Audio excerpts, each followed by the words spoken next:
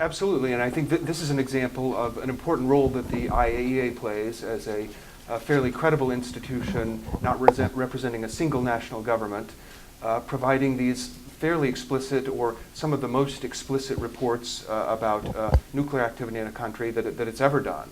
I think this is one of the most it's done in the case of Iran. But of course the IAEA can't enforce action. It's up to states, and certainly Matthew can talk about this, to take it from there. I don't know what more the agency can do. Well, I can. Yeah. And I think it goes to your question and comment.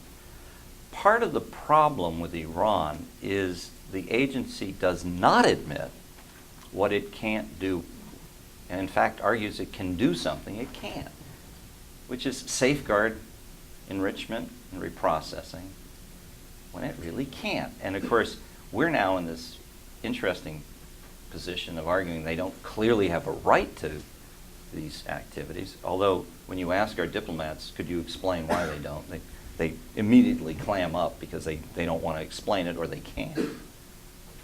And the agency would have you believe that with enough additional information, we can clear the record and safeguard this facility against immediate or abrupt diversion or incremental diversion. And it turns out, technically, that isn't at all true. And we are backing into our brief on this. Our government doesn't come clean on this. And so we make up arguments about, well, they didn't tell us this and we don't know that, and so that's the reason they're still in the penalty box. And it looks politically to the third world like we're picking on Iran. Bad look.